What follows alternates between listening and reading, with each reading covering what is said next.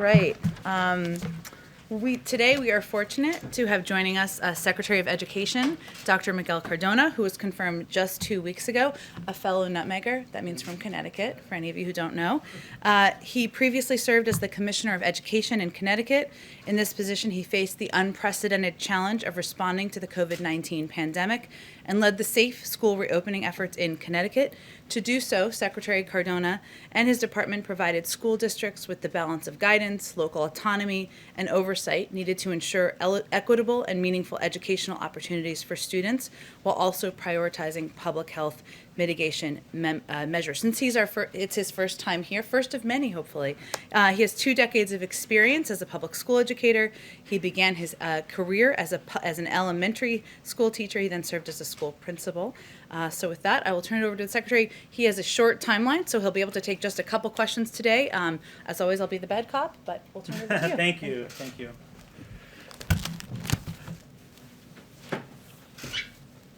Good afternoon. As Jen mentioned, I'm Miguel Cardona. We're at a critically important time in our nation's history in education, and I'm honored to serve as the Secretary of Education. My goal, my priority right now is to safely reopen as many schools as possible, as quickly as possible. And to do that, earlier today, I notified all 50 states, DC, and Puerto Rico of the amount of funds they'll be receiving from the American Rescue Plan, totaling nearly $122 billion to help them reopen safely and quickly. I'm also pleased to share that HHS is allocating an additional $10 billion for states to do screening and surveillance testing in schools to make sure we can not only open our schools, but keep them open. And then thirdly, I'm really, really excited to announce that next week we will be having our national reopening summit for schools, where we're going to hear best practices from across the country on how to do this safely and how to do it quickly. Because we know there are great examples out there. We know students learn best from students, teachers learn best from teachers, and states will learn best from states on how to safely reopen schools quickly. I'm really excited that Dr. Jill Biden will be offering opening remarks, and Dr. Rochelle Walensky will also be in attendance. So I'm excited about that. You know, as a parent and as an educator, I know the value of in-person learning, and for those of you that are parents here, you know there's no substitute for in-person learning. So I'm excited to get to work, making sure we can safely reopen our schools as quickly as possible. I'll take any questions you have. Thank you. Okay, Darlene. Thank you, Mr. Secretary. Thank you for being here. Sure. You talked about the money that you've informed states that they're getting. How will you ensure that the money is actually spent for the things that schools need to reopen? It's a great question. Thank you. It's critically important that we use the funds to support our students, especially those students who have had gaps exacerbated as a result of this pandemic. We know achievement and opportunity gaps have widened, so it's critically important that that process is not only communicated with the education department, but publicly as well. We will be receiving reports from the states on how they're going to be using their money, and we also expect those reports to be public. Go ahead. Mr. Secretary, thank you for being here. Now that teachers are eligible in most every state, what do you say to those teachers and school officials who refuse to get vaccinated? Well, you know, the vaccination is one of those strategies that we know, in addition to the mitigation strategies, allow for schools to safely reopen. So it's critically important that we vaccinate as many as possible, and we promote the benefits of the vaccination to make sure we have safe school communities. So the message really is, if you're able to get a shot, and you know that's a strategy to help keep our schools open. Nothing about making it mandatory. If teachers want to come back unvaccinated, that's fine by you. At this point, vaccination is available for educators, and I'm proud that the president prioritized educators to be vaccinated, because we know that when that's not the case, it's more likely that schools will close due to quarantining. Can I ask you about the money quickly? We know that you said $122 billion will be given to the states from the American Rescue Plan right now. The CBO anticipated that the bulk of the spending of funds provided through that plan won't be provided until after 2021. That there was, I think, $67 billion that existed from the past relief plans that have been passed that, according to the CBO, the bulk of which had not been spent. So why, at first, is that accurate? And why hasn't more of that money been spent right now, even before the American Rescue Plan money was sent out, to get those schools to safely reopen? We know that the bulk of the money is also being used on human resources, and that's paid out as people perform the service or are hired and their contracts are paid out. And services also are paid when they're given. And we're in March. We still have some of the school year left. We're looking to release funds this month. And we know that schools are needing that to not only prepare for reopening now, but also to plan ahead. We know that when our students come back, they're going to need more social emotional support. We know that our schools have to be designed to meet the needs of the students after they return after a pandemic. So this is a long-term process also that they can plan for next year and the following year as well with this American Rescue Plan. You also today announced $12 billion to help ramp up testing in schools. How soon before we're actually going to see some of this surveillance? Yes, that's $10 billion from the Health and Human Services Department. So we're looking to get that soon. We know that that's a tool to help keep schools open, not only reopen, but keep them open in the near future. The goal really is this spring, we want our students back in school as quickly, as safely as possible, and that's going to assist in that process. And we're more than halfway, obviously, through March. Do you have any kind of update on the administration's effort to try and get every teacher at least one shot by the end of the month, where that stands? You know, I'm really pleased that at the state level, many states recognize the importance of vaccinating educators, not only teachers, but paraeducators, custodians, bus drivers. They're critically important parts of that school community. So we know that that's a priority in our different states, and I think it's, as I said earlier, it's part of the strategy to make sure that our schools are safely reopened, in addition to those mitigation strategies that we know when working we can also use to safely reopen our schools. Kristen, you're going to have to be the last one, but we'll bring him back. Well, thank you, and thank you, Mr. Thank you. Secretary. Yeah. Today, the head of the CDC said that they are looking to update guidance, reducing the social distancing recommendations from 6 feet to 3 feet. This was one of the stickiest sticking points for so many schools as they tried to reopen. Are you at all frustrated by this potential course correction? Not at all. Listen, we're in the middle of a pandemic, and I know the success we've had in Connecticut when I was Commissioner of Education was because we worked very closely with our health department, and we recognize this is a health pandemic, and we're always going to take guidance from our health experts, our sister agencies that are health experts. So I recognize it may change, and if it does, we're going to be able to adapt and work with them. We were successful because we work closely with them, and we recognize that that partnership is what's going to lead to our schools being open as quickly as possible. Thank you. If you reduce it to 3 feet, would it make it much easier for schools to reopen, in your opinion? If it does go to 3 feet, it'll provide more opportunities potentially for students to enter our schools, which is the goal. Is there any chance that you could say something about the shootings in Atlanta? So the president has spoken out very strongly about the need to halt violence against Asian Americans. You know, as the education secretary, do you see some role for the federal government to play in terms of spreading, message of tolerance or to work against discrimination? My condolences to the family and the communities that suffered that violence. In education, we have a lot of work to do. We have to reopen our schools, and we also have to make sure that we're preparing our students for a tomorrow that we want for our students. So thank you. Thank you, Mr. Secretary. Thank you. All right. Thank you. Okay. Thank you so much. All right, a couple of other things at the top. I wanted to make sure that you all saw the announcement this afternoon from the Treasury Department that as of today, they've dispersed approximately 90 million economic impact payments, which are of course the checks, but most of which are going through direct deposit, totaling more than $242 billion following last week's signing of the rescue plan. This is a key down payment toward the president's announcement on Monday that 100 million payments would be sent in 10 days. So we'll continue to update you as we progress. Then the Violence Against Women Act, as you all know, is being considered in Congress today. It is one of the original fasting, I should say, is one of the president's proudest accomplishments. The president applauds the House of Representatives, which will vote today to pass the Violence Against Women Reauthorization Act of 2021 with expected bipartisan support, and with important improvements to increase safety and services for all survivors. Reauthorizing VAWA is a priority for the president, and he urges the Senate to also come together in a bipartisan manner to ensure swift passage of VAWA so that he can sign it into law soon. With that, Darlene, go ahead. Thank you, Jen.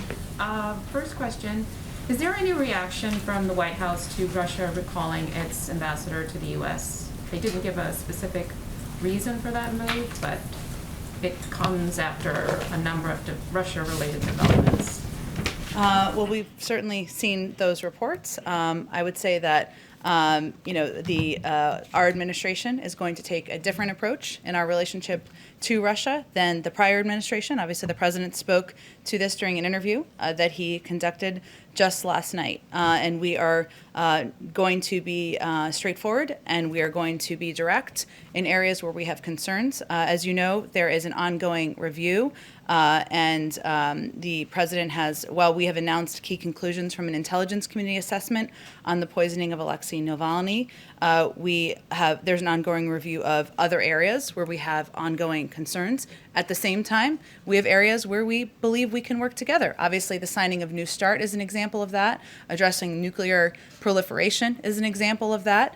And we hope that there is opportunity there. But our relationship will look different. We will be direct. We will speak out on areas where we have concerns, and it will certainly be. And as the president said last night, certainly the Russians will be held accountable for the actions that they have taken. We'll have more on that soon. And since you mentioned the interview last night, the president was asked whether the vice president is the last person in the room with him before decisions, and he responded that most of the time, yes, as a practical matter, yeah, she is. What? Then he went on to say, for the full context of the interview, that she's traveling around the country, and referenced the fact that she yesterday was in Denver, Colorado, the day before was in Las Vegas, Nevada, that she has been out there working her heart out, communicating with the American people. So obviously when she's on the road, she's not the person always last in the room by practicality, but otherwise she certainly is. Thanks. Go ahead. A question about the situation on the border. It's now been 3 weeks since I think in this room you were first asked about getting us some press access. Why have we still not seen any images inside these facilities? We remain committed to doing that, and I think these facilities are overseen. HHS, of course, oversees the shelters. The DHS oversees the Border Patrol facilities, and we want to work with them to ensure we can do it, respecting the privacy and obviously the health protocols required by COVID. But even given COVID protocols and obviously privacy concerns, even you all haven't released any images that you obviously could redact if you wanted to. Again, we remain committed to sharing with all of you data on the number of kids crossing the border, the steps we're taking, the work we're doing to open up facilities, our own bar we're setting for ourselves, and improving and expediting the timeline and the treatment of these children. And we remain committed to transparency. I don't have an update for you on the timeline for access, but it's certainly something we support. On this, we're hearing from border agents that they're frustrated that they can't show us what's actually happening along the border. They can't do ride-alongs. They can't answer questions about what's happening inside. It certainly seems like there's an element of secrecy here. Why? I certainly wouldn't characterize it that way. I know there's Border Patrol agents quoted in a lot of your stories, and you speak to frequently, and that's something we support. It's obviously there's a long tradition of coordinating with Department of Homeland Security, but if our policy is keeping people quiet, we are not successful, and it is not our policy to prevent people from talking. And just on one other topic, I'm wondering if you can explain a little bit the IRS's decision to delay the tax filing deadline by a month. What's the hope of the impact of this? Sure, I know we've seen some of those reports. I don't believe it's been confirmed or finalized quite yet. So I will let the IRS make their final decisions, and then if that is what moves forward, we're happy to speak to it. Go ahead. Thank you, Jen. I just kind of want to pick up on Sure. Mary's questioning over there. Is the White House or DHS instructing border agents to refuse ride-along requests from reporters? Because that's what a lot of our folks on the ground are hearing. Again, I think we've seen, watching a number of the reports you all do, a number of Border Patrol officials who are quoted in them, who appear in them, and certainly from the White House, we support that. It's coordinated through the Department of Homeland Security, and I'd point you to them for any additional questions about the logistics of press access. But our reporters used to be able to get ride-alongs during the Trump administration, and you all came in and promised to be the most truthful and transparent administration, and you all, oversee the Department of Homeland Security. So if you all wanted to grant access to the press, couldn't you just tell DHS to do it? Again, we fully support transparency, and I would encourage you to talk to the Department of Homeland Security about any requests you have for press access or what you're looking to accomplish at the border. Okay. Okay, Oh, one more go ahead. question. And, you know, one of the biggest criticisms of the Trump administration's Remain in Mexico policy was that it overwhelmed all these border towns in Mexico and created pretty dangerous living conditions for these migrants. And so now you have the exact same thing happening. Even though you all have rescinded that policy, these border towns are overwhelmed, and the president is saying, do not come. So how is the situation on the ground in Mexico any different? Well, the situation on the ground is certainly challenging, in part because we inherited a dismantled system that wasn't prepared for processing asylum requests, that had left in place the Remain in Mexico program, where people were in a camp that was did not have the conditions that we felt. But there are new camps popping up. Well, I think what I'm conveying to you is that we are less than 60 days, about 60 days in. We are working to repair what has been an unprepared and dismantled system. It's going to take some time. Our policy is that we're obviously going to continue to make sure we're working through our laws, and the border is not open. But we also, as you know, have changed our policy to approach it in a more humane way and keep kids safe. And that requires putting in place more effective and efficient processing at the border. It's going to take some time. We're working through it. Every day we have new steps and new improvements we're taking to make the system more efficient and effective. So is there a limit or a cap to the number of unaccompanied minors that are going to be allowed into the U.S.?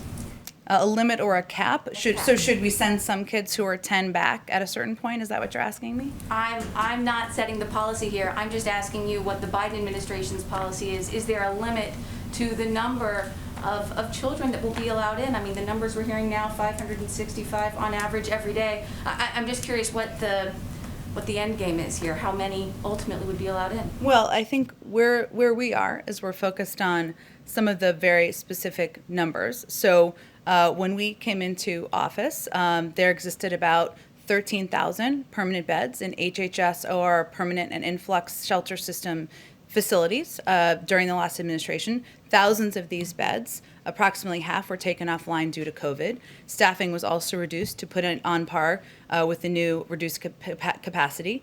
This was sufficient for the prior administration. This is how we got here, because they were expelling children in addition to families and single adults. We decided, as you all know, that we will be more humane about how we approach this. There wasn't operational capacity built. The prior administration also did not consider that there were other mitigation efforts like masking, improved ventilation, cohorting, and other measures that would contain the spread of COVID. There's now revised CDC guidance, which means there's greater capacity in these facilities where we can expedite getting children into them.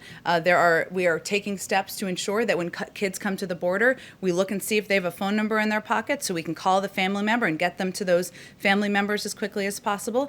These are the steps that we're taking at this point in time. Our policy continues to be, we're not going to send a 10-year-old back across the border. That was the policy of the last administration. That's not our policy here. Go ahead.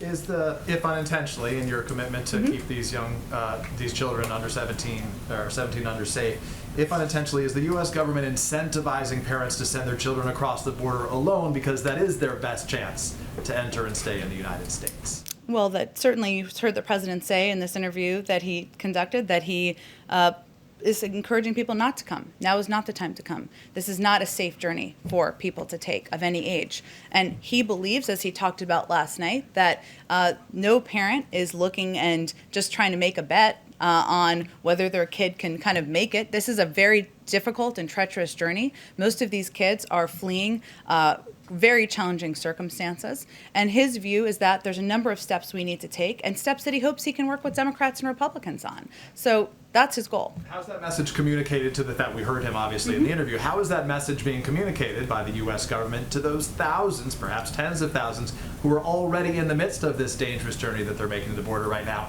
and they are not receiving that message? The thousands of children or the thousands of families? Children, families, adults, all of them, all the in-between that our teams from Telemundo and other reporters on the ground are meeting. Well, we convey with every official that speaks. Ali Mayorkas, Secretary Ali Mayorkas did an interview just yesterday. You've heard Roberta Jacobson speak to this, and a range of officials beyond them who are speaking directly with countries, working in partnership with them, speaking directly through channels that are in the region, that now is not the time to come. The border is not open. This is a treacherous journey. The vast majority of people will be certainly sent back on their journey, and that's the message we're sending. I guess it seems maybe it's a mixed message that's received right now, but initially Alejandro Mayorkas said, don't come now, right? And then we heard from the president saying, don't come, that the U.S. is in the process of setting up this system so that in your own home country you can apply for asylum. Yeah. So how do you, it appears to be a mixed message, or it's received as a mixed message, which is don't come now, come later, and others don't come at all.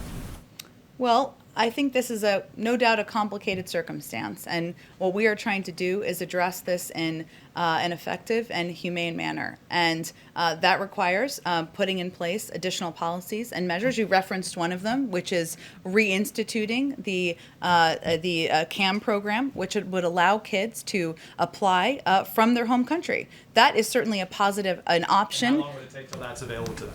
We are hoping that can be happen soon. I don't have an exact timeline for you, but we would like to put that back in place. It was a program that was already in place and was ended in 2017. So that's an example. We want to build on beyond that, so we can have programs where it ensures that kids are not taking this difficult journey, that they have other choices and other options. But I was also, and this will take some more time, but we're going to keep seeing these cycles, which we've seen. This is not the first cycle. 2014, 2018, these numbers have been increasing since April of 2020 of last year. Unless we work together, Democrats and Republicans, to address the root causes, there have been policies and bills the president worked with Senator Lindsey Graham as an example on a bill to try to give more funding to address the root causes in these countries. If we don't take those steps now, we're going to keep being on these cycles every year, year after year. Last question from the interview last night. Yeah. They talked about the topic of Governor of New York, Andrew Cuomo.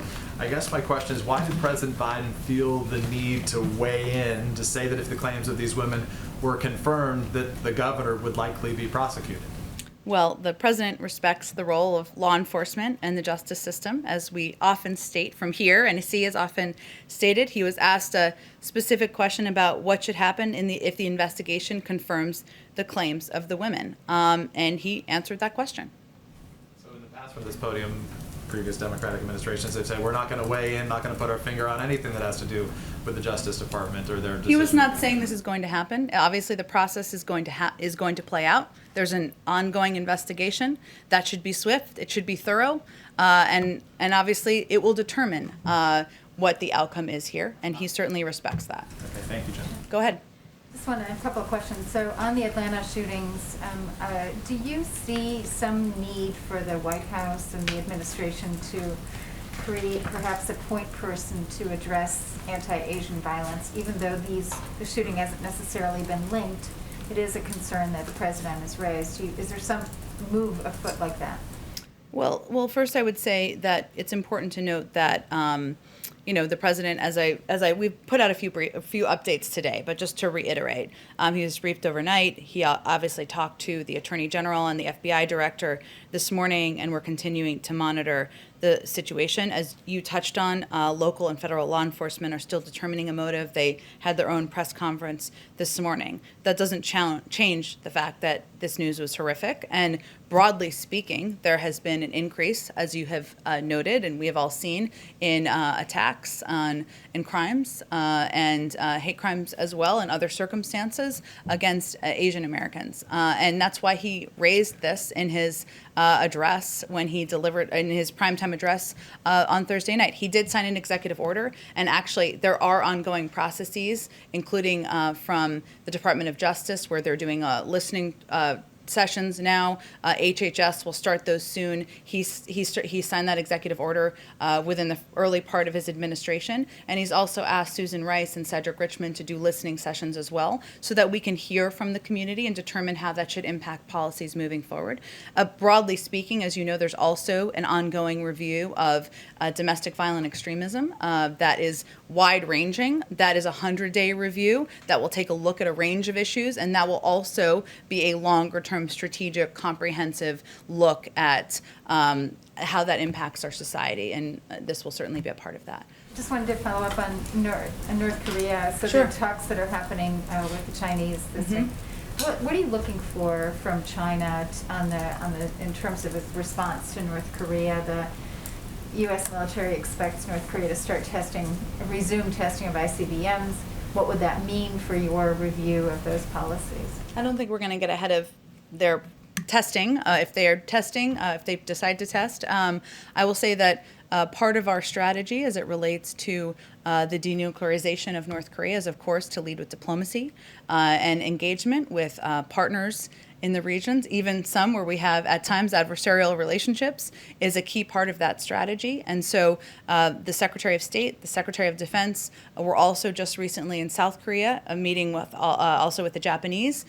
They are key partners as we discuss security in the region, and certainly the threats from North Korea are part of that. And obviously that will be part of the discussion with the Chinese. But the strategy is to coordinate and discuss with partners in the region so that we can determine what the path forward looks like. And then finally on Mexico, since we're talking about the border, but Mexico and Canada are also looking for doses of vaccines.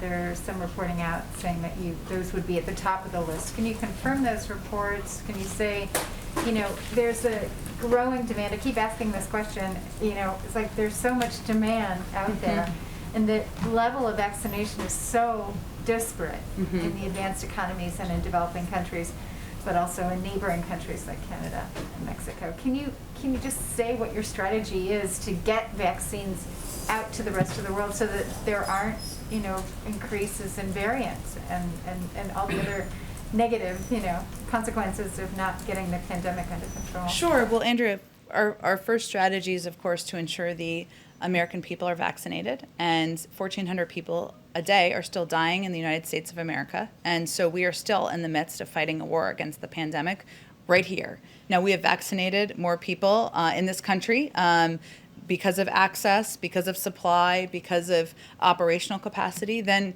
virtually any other country in the world. And we also want to be, the president wants to be, we all want to be contributing members of the global community and getting the pandemic under control. Any decision we make about requests, and we have them from around the world, as you well know, and are tracking, will ensure that we're able to still quickly vaccinate the American people, as that remains our top priority. We have received requests from both Mexico and Canada and are considering those requests carefully, but I don't have any update for you on whether they will be granted and a timeline for that. Go ahead. Thank you, Jim. Following up on Darlene's question about the Russians who are clearly very upset. What did the president actually mean when he answered yes or something like that to, is President Putin a killer? Was he talking literally or was he talking metaphorically?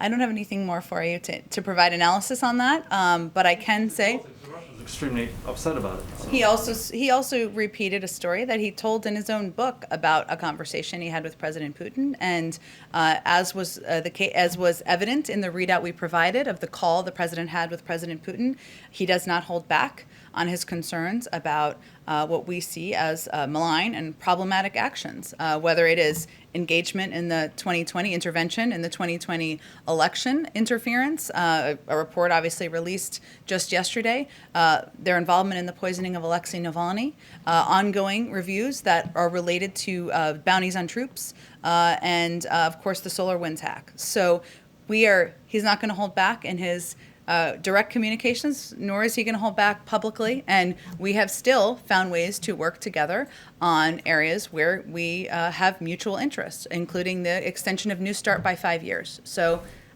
that's diplomacy in action there. Go ahead. Sorry, one more, if you don't mind, from moving from Russia to China.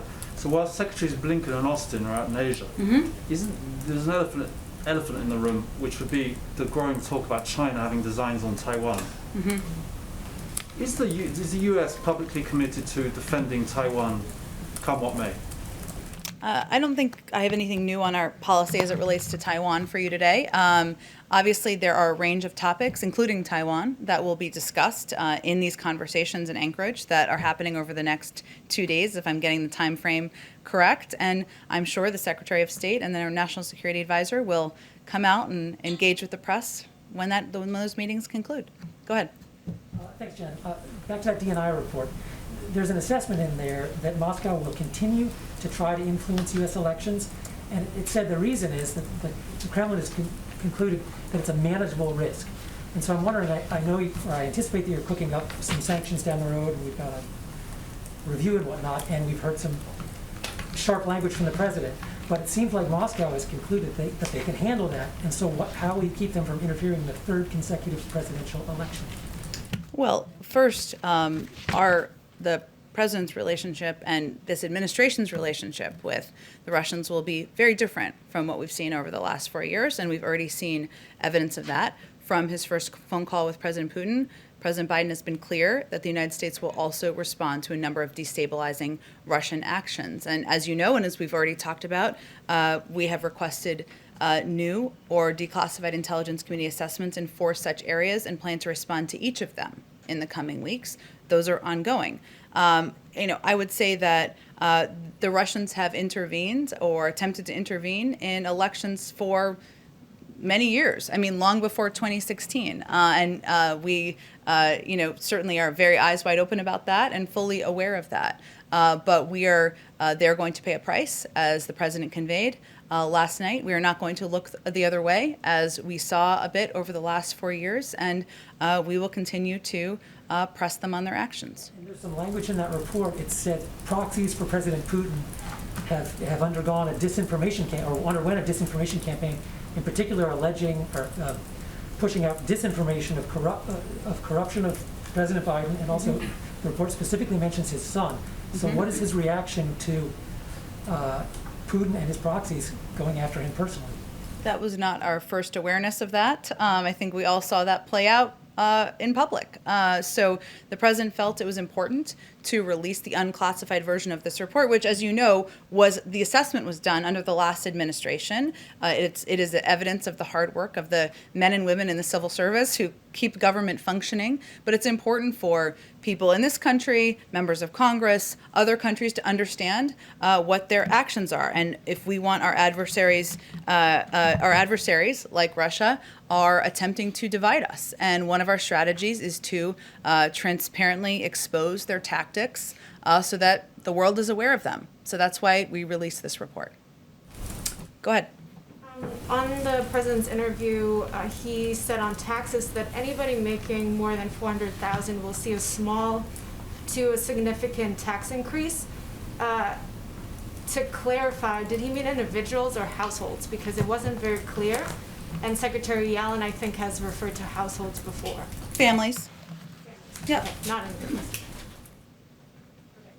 Good. And then one Go other ahead. thing on schools that I didn't get to ask the secretary, but I know the White House is committed to trying to open schools 5 days a week. How many hours a day would that include? Are you pushing for full school days 5 days a week? Yep. Go ahead.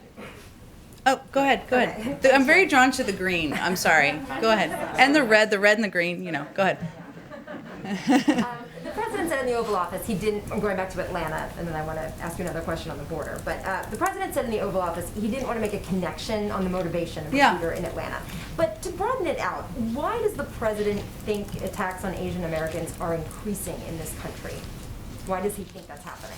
Well, he wanted to be very clear because there's an ongoing FBI investigation, right? And he didn't want to attribute motive. There are law enforcement authorities who do that, and it's important to note when the investigation is concluded or not. So that was a bar he was working to respect there. I think there's no question that some of the damaging rhetoric that we saw during the prior administration, blaming, calling COVID, the Wuhan virus or other things, led to, perceptions of the Asian American community that are inaccurate, unfair, have raised, threatening, has elevated threats against Asian Americans, and we're seeing that around the country. That's why even before the horrific events of last night, he felt it was important to raise this issue, elevate it during his first primetime address, why he signed the executive order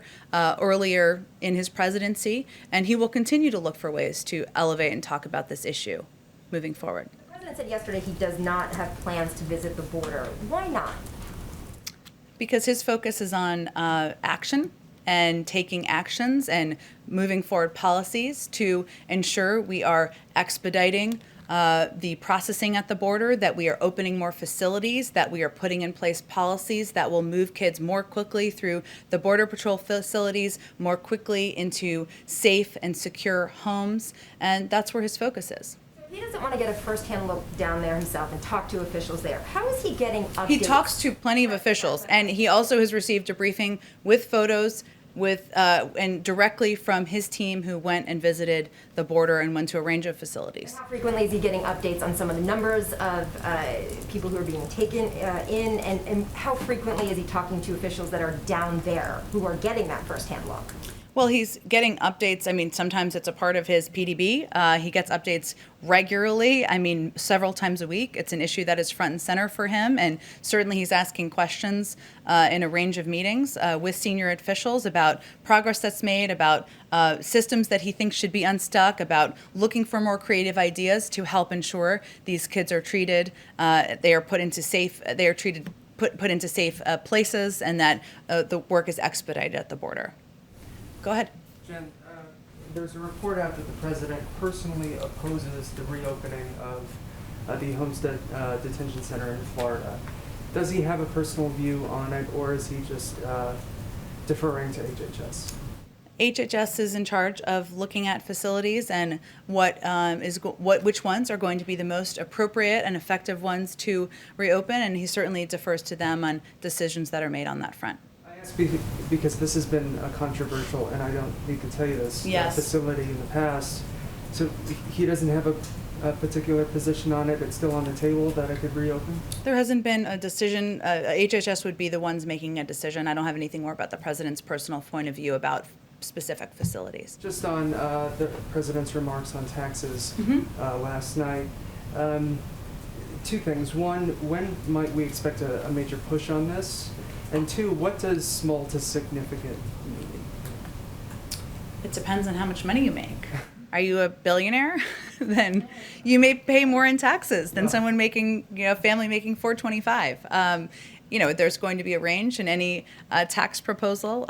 He talked about this on the campaign trail, and he talked about it during this interview last night, in part because it's on his mind about how to ensure people are paying their fair share, and that we are looking for revenue funds to continue to build back better. But I don't have a timeline for you on when you'll hear more. It's just something that he has long had a commitment to, and I expect in the coming months, or sooner than that, you'll hear more about his next stages of his agenda, but this is certainly part of what's on his mind and what he would like to work with Congress on. Go ahead. Yeah, in the ABC interview, the president said that democracy is having a hard time functioning. Mm-hmm. Can you clarify, was he just talking there about the Senate and the filibuster, or is it a broader concern? He was asked in that frame, and asked in the frame of how to get work done, and how to move forward the agenda for the American people. And the president's an optimist. He is a person who believes that there is a lot of opportunity for Democrats and Republicans to work together, that there is a history of support for some of his major priorities, whether it's infrastructure or solving cancer, taking steps to help cure cancer, to increasing America's competitiveness. There's another bill that's being considered on that front. That there's a lot of areas where even immigration, there's a long history of Democrats and Republicans working together on that policy.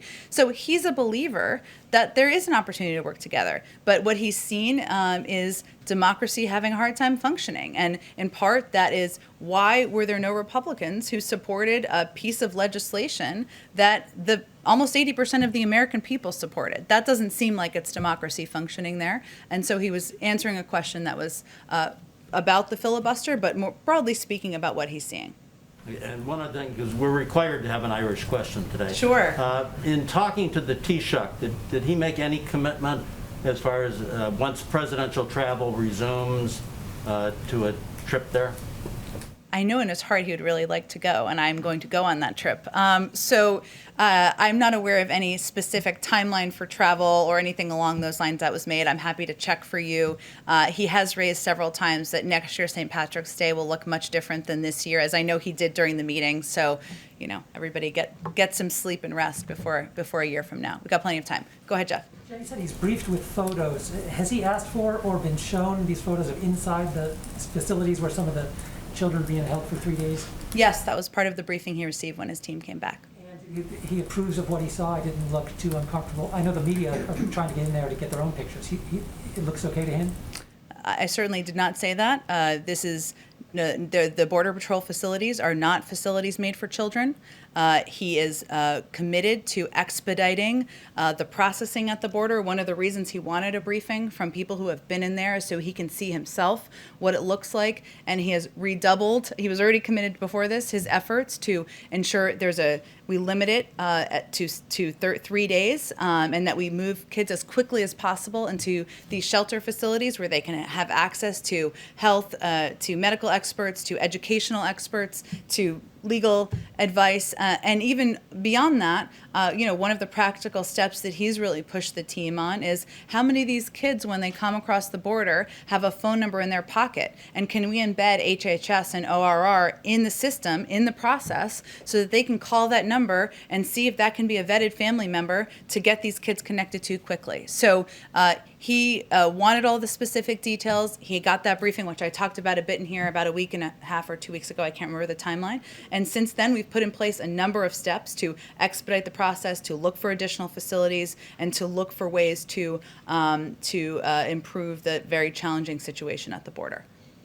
Let me just go to make sure I get to everyone. Linda, go ahead. Sure, hi. Thanks, Jen. One from me and then one from, I'm the pool reporter, so I have one Okay. from another outlet. So my question, actually, it was for Secretary Cardona, but I'll ask you. Sure. Is the Biden administration concerned about the number of families choosing alternatives to public education because of the pandemic? And does the administration have a plan to encourage them to return to public school? It's a great question. I wish you'd asked him that question. I'm happy to talk to him about it. I know he had a very limited amount of time today. I was just excited to get him here. Look, I know that this past year has not looked for school. As a mother myself, my daughter did not start kindergarten this year, and I know a lot of people. We know a lot of people had to make different choices, but I can talk to him more about what the plans are to encourage people to get back into the public school system, and obviously that's an important and vital part of communities across the country. Did you have a second question you wanted? The other question from another outlet. So after today's meeting with the Irish Taoiseach, are there other international meetings on the president's agenda in coming weeks? There certainly will be. I don't have any to preview for you today, but engaging, he's had a number already of remote engagements with his counterparts around the world. Foreign policy is one of his first loves, and so I certainly can convey to you that he will have more of those in the weeks ahead, and as they're scheduled and finalized, we'll share those details with you. Go ahead in the back. Yeah, on the COVID-19 vaccines, what does the president say to Americans who have ethical concerns about taking some of those vaccines, that it might violate their conscience? Give me a little more information. Why would it violate their The conscience? Johnson & Johnson one. Well, that one has ties to a connection to abortion-derived cell lines. So some people are worried that would violate their conscience, taking that. So the president would say what to that? He would say, I know the Pope has spoken to the safety and efficacy of all 3 vaccines, and the American people, these vaccines have been validated by health and medical experts. They're trying to save people's lives, keep people safe, and return our country to normal. On schools, billions are going out to try to get them to reopen now. If come fall, if schools are still unopened, would the administration find that unacceptable? We certainly expect schools to be open in the fall. Go. On Okay. airports? Yep. TSA reporting big numbers going to airports. Is the administration worried that the COVID-19 response team's message is just not getting through to people. They're telling people, don't travel, don't travel, don't travel, and people are plowing through the airports. Well, we certainly have to reiterate, and our health and medical team are doing the same. It's not a political message. It's a message from our doctors that's just conveying the fact that the guidelines have not changed in terms of limiting commercial travel. If people are not vaccinated, especially, there are great risks to travel. We've seen that play out. They've spoken to this frequently, our health and medical experts. So we'll just have to keep reiterating that message. We understand it's hard. People want to see their family members. People want to go see their friends, but we are fighting through this pandemic. People are still dying across the country, and we'll keep at reminding people of that. Go ahead in the back. Press conference next week with the president. Any idea how it's going to be assembled? Will it be in here or somewhere else? I don't think it will be in here because it would be very limited numbers in here. We are working to figure out where we can do it in the White House to ensure we have a greater number of people who can attend, and we will do that in a very transparent manner. So we're site looking at this point in time, and we'll have more updates for you soon. Go ahead in the back. First question from a colleague: is President Biden going to call the president of Ukraine, Zelensky, in the near future? Do you have any update or any other potential engagements in the near future? I don't have any previews for you on foreign leader calls at this point. Typically, we preview those maybe the day before, but I'm sure he will have some in the near future, but I don't have any specific ones to preview for you today. And on the vaccine, the president said yesterday that the U.S. is in talks with several countries about sharing vaccine. Mm-hmm. In the past, you criticized Russia and China for so-called vaccine diplomacy. And you suggested that it should be done through international project or institutions. So do you exclude sharing vaccine on a bilateral basis? I think our criticism was in response to questions about whether we were concerned about how vaccines were being used in some ways by Russia and China in ways that they've used aid and international assistance where there are no strings attached. And sometimes it allows countries to hold themselves to lower standards on human rights, on freedom of press, freedom of speech. And we've seen that play out, as we know, in recent years. So that certainly would be something that is of concern to us. We have not yet provided vaccine doses to any country. We of course have a range of requests and a number of requests, and we will consider those carefully. But since we have not done that yet, I don't really have anything more to update you on. Back on the border. Yeah. You talked about the team that went to the border. Yes. They briefed the president. They've Mhm. shown him photographs. Yeah. I think there was a request at some point to have members of that team come to the briefing room and do a briefing.